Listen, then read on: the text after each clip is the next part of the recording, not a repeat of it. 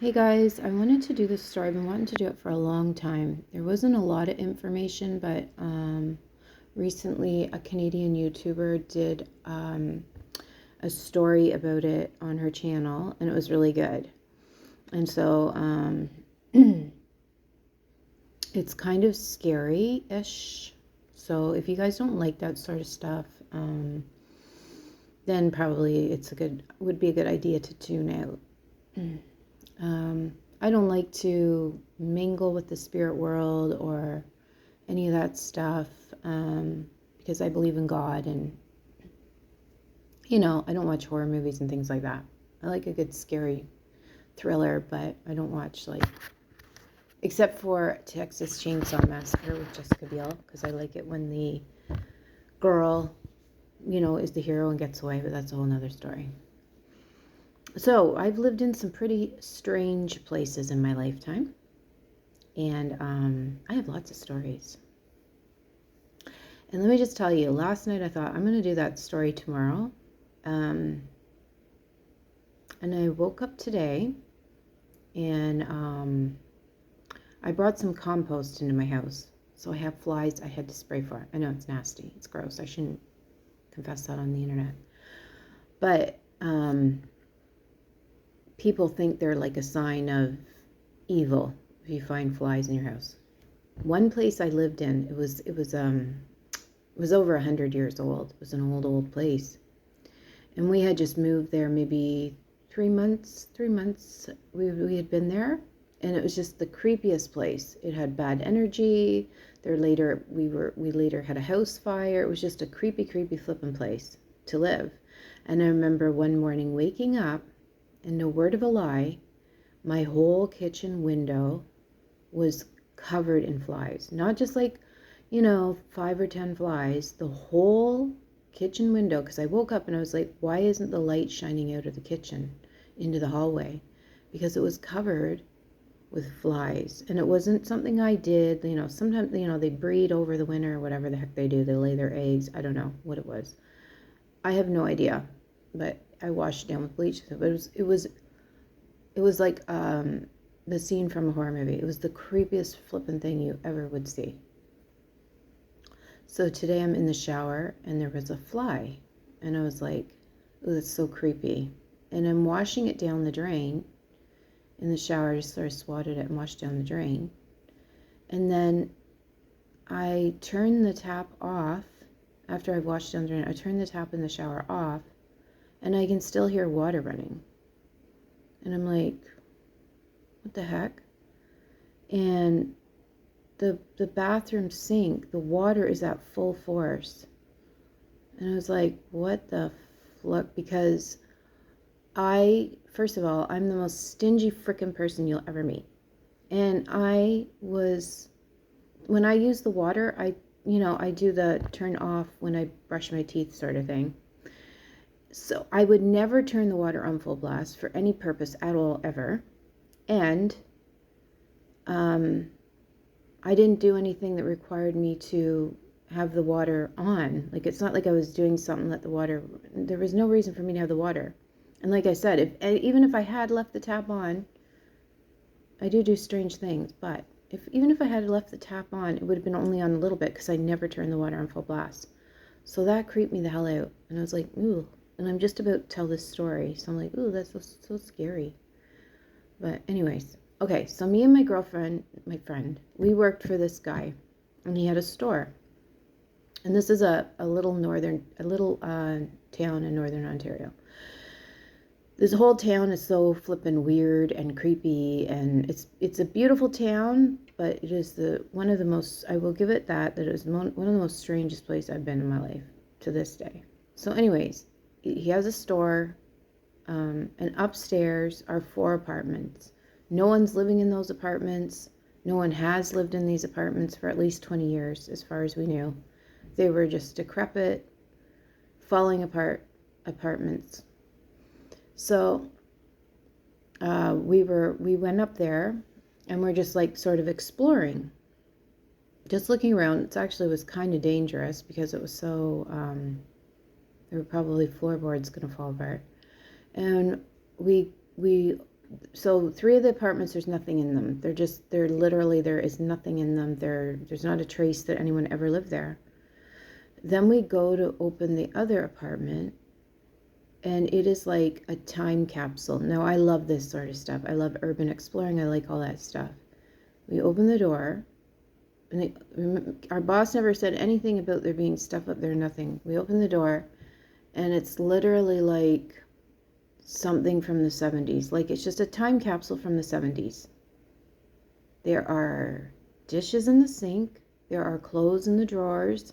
The bed, there's a bed. It's got bed sheets and comforter, the whole 9 yards. It's unmade bed. Just like someone, and this was like before squatters and all this stuff. It's, there was no one in there. It's so bizarre. So we're like, what the heck? So my friend is like, oh, I'm going to clean this, the nicest of the apartments. I'm going to clean this place up and ask him if I can rent it. So I'm like, I don't know, there's such a strange vibe. Like, of course, when places are on the verge of like decay, they're freaking creepy as it is. But I'm like, this place just gives me the heebie-jeebies. I just don't want to be here. But this became our new spot for all of us to come chill at or whatever. So I was going up there probably every day after school. But when at this time I'm going home, I'm like having like weird nightmares, and it's just so weird and creepy. And she's cleaning it up, and I even took some stuff out of the apartment. I like retro clothes and stuff like that. So I don't know why, but I did take some clothes and things like that. But this whole time, like, I would say 2 weeks, I'm having like these weird dreams, weird nightmares or whatever. I'm just creeped out with the whole thing. And I'm like, we have to find out who lived here before. There's pictures, everything. There's mail, everything. And I'm like, we have to find out who lived here. Like, why did they just leave their stuff? Like, that was even the most strangest part of it all. Like, why they just left everything as it was. So we're like asking the townspeople. You got the old folks that know all the stories and history of the town. Da da da da da. So we get that the lady that lived there, they had to take her to a mental institution, okay? They just took her out one day. They came, grabbed her. She had a complete nervous breakdown. They took her away in an ambulance, and she's in a mental hospital. We don't really know her name because we weren't really interested in anything like that. We just wanted to know her story. Like, we didn't like look her up. There's no Facebook at this time. There's nothing like that. Like, the best you could do is go to the library and find information out. We weren't doing that. Now, on the walls of the apartment building, because there's 2 apartments above, then there's stairs, like a hallway, and then there's another 2 apartments, if I can remember correctly. And down the stairs, there's kids' handprints all over the walls in paint. You know how you paint your hand and put your palm all over the place? That is all over the apartment hallways. So that's even creepier. To think that there were children up there is so weird. It's so even more creepy. Like, I'm telling you, you walk into this place and you just, oh. So again, we're asking, we got to find out the history of this place and who lived there, because someone knows someone, yada, yada, yada. So there's a place, again, I'll just say northern Canada, it's called Burnt River. And there was he thought he was a messiah, a cult leader, and he had all these beautiful women following him. There were some men as well. He had a lot of children with a lot of them. And if you guys want to look online, I'm not going to go too much into depth about this, but if you guys want to look online, the story is, extra creepy. The one lady was even a nurse. This just goes to show you when some people have like a crisis where they have to reach out to people and they're not good people, and they can be brainwashed so easily. So anyways, they called the kids of this Messiah and his women, they called the children the anthill kids, okay? And they would sell fruits and vegetables on the side of the road. They had honey and things like that they would sell. And to this day, there's a lady that still has bottles that say Anthill Kids, and I'm on the hunt. I haven't looked very hard, but I'm on the hunt to get one of those Anthill Kids memorabilia, if you want to call it that. So anyways, they lived there for years, and he controlled everyone financially, mentally. He was physically abusive. And like I said, it gets even darker if you want to go down that road. So what had happened was Children's Aid got involved. The children were taken away. But in the meantime, guess where they went? They were hiding the kids in that apartment building. So I don't know how long they were there for. It could have been a couple of nights, could have been a month, it could have been longer than that. I have no idea. But the story is that the children, the Anthill children, were taken to that apartment building and hidden in there essentially. Eventually they were apprehended and taken to safety, but so it's like, so we find out that bit. And I had heard about the Anthill Kids because I had been around that area and I knew a little bit about it. But it just got so my friends come from another city. They came to visit me, right? And my one friend was like super religious. Went to church every Sunday, read the Bible, the whole 9 yards. And I was used to seeing all this stuff, just growing up. I was been exposed to so much stuff. Nothing phased me. Yeah, phased me, and it still doesn't. But he was like, "Where are you? What are you doing here? What is actually going on?" He goes, "I'm super creeped out." He was so creeped out that he took out his Bible and started to have a whole flippin' prayer meeting. We're just trying to hang out and have fun. He's got all of us in a circle praying and doing all sorts of weird stuff, right? I won't say weird, but you know what I mean. So he's super creeped out. He's like, "You need to get away from this place. Like, you need to get away from these people, this place. This is the strange," he was just creeped out. He goes, "I am never coming back here." So, we even I got 2 pictures, one of me and one of my friend in there.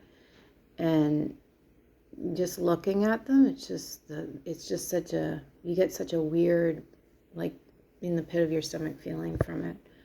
But yeah, it was one of the most creepy places. And then after my friend was there and did the prayer thing, I never went back again. I never went up there. I told my friend, just flip and get another place, which she did. And I said, let's just not even venture in. This is too creepy. It's too weird. And I don't know. It was shortly after that I left that town. I didn't go back. But that whole place was just, and then, I don't know a few months later, it could be a year, say a year later, I'm telling people this story. And I'm like, I went to a cottage in Burnt River. I've been to a few of them, but they were abandoned or whatever, right? And I'm like, what if I was at the place where the Anthill Kids stayed at? It was getting so creepy that I was like, ooh. So I said to my friend, I said, well, can you drive out to Burnt River and show me where they may have stayed? Because he wasn't quite sure. He had an idea because I think the government seized the property. I don't know. I'm not quite sure. They rented it. I can't remember what had happened. And he pulls into this place, and I'm like, I'm not 110% sure, but I'm like, I think this is the place, or at least in one of the neighboring cottages near it. And he goes, well, you said that so-and-so brought you here and all that. And I'm like, yeah, and this person, I just named all the people I was with. And he's like, so-and-so with the last name, mention their last name. I'm like, yeah. And he goes, yeah, because his mom was part of the thing. He's probably one of the kids that was conceived. And I'm like, okay, this is nothing that, the cult leader was in jail, but it was just so creepy. The whole thing was so freaking creepy. And I'll tell one more story. So again, taken to these weird places. I go to these strange places with these stranger people. So there was this barn, and first of all, no disrespect to the girl that was deceased or is deceased. My apologies in advance. I'm just telling a story. So we went to this barn, and we're just like hanging out. It's like a footloose situation. It's just a wild town where kids get bored and they just do stupid dumb things. So we go to this barn, we drive to this barn, and behind the barn is a house. And I'm like, oh, whose place is this? And they're like, oh, it's just a barn we come to. The guy doesn't mind if we come and party in the barn. So I'm like, well, I've never been here. And they're like, these guys were good people. I'm not saying there's anything bad in them. He's like, yeah, he lets us come here and party anytime we want. Da da da da da. They don't use the barn anymore. Blah blah blah blah blah. So in this barn is this clawfoot antique tub. This is where my brain goes. So I'm like, oh my gosh, my mother, who collects antiques, would love this tub. Like, this is gorgeous. It's like this, and this is where my brain's going. I'm not even paying attention to my surroundings. I'm just, oh, and then there's some kittens, so I'm playing with the kittens, da da da da da. And I never met the owner of the house. I never met him or his mother.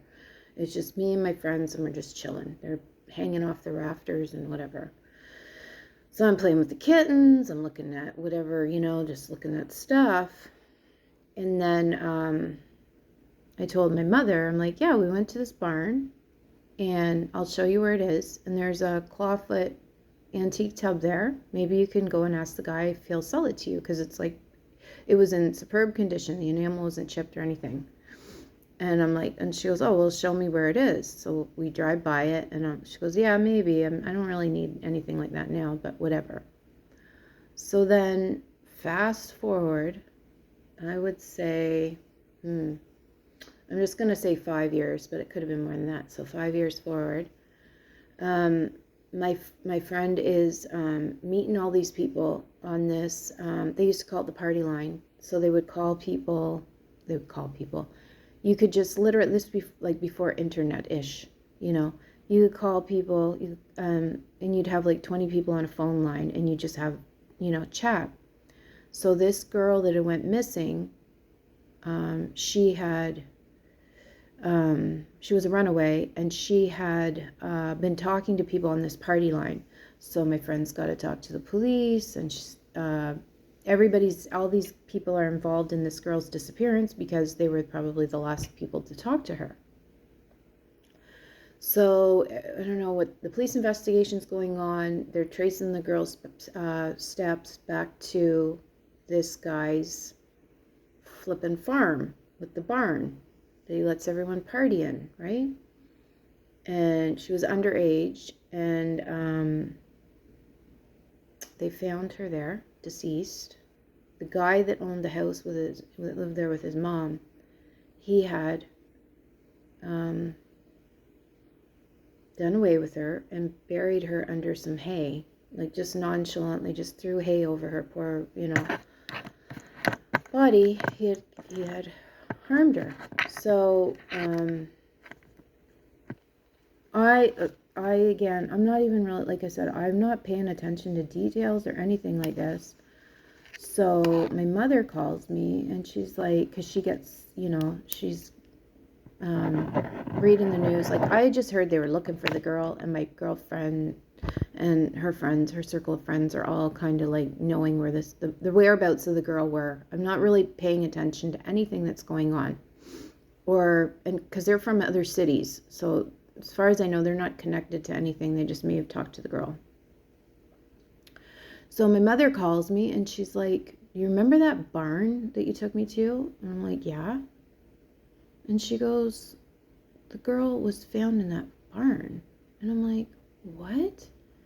And I go, no. And then one time we were just driving or whatever, and I'm like, I don't remember. Like, I was like, I don't know how old I would have been, maybe 17. I think I was 17. I was 17 when I had went to the barn. And so we were driving by it, and she's like, yeah, there it is there. And I'm like, oh, I was so friggin' creeped out by the whole thing that you would think that I learned from that mistake of being so, like, head in the clouds-ish.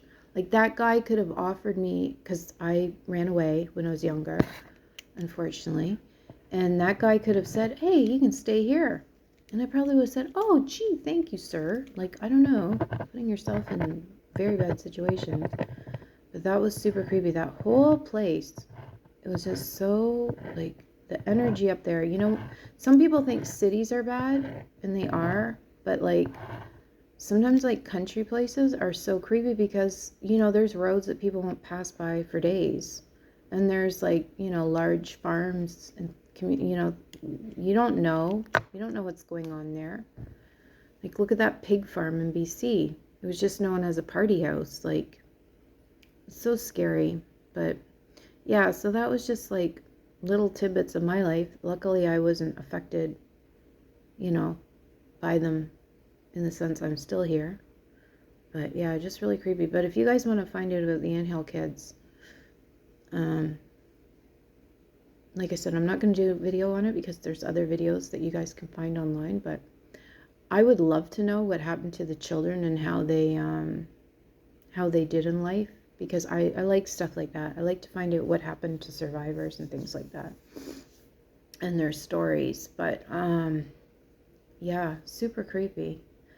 And yeah, I probably won't tell those stories again except for around the campfire. But okay, y'all take care. Bye.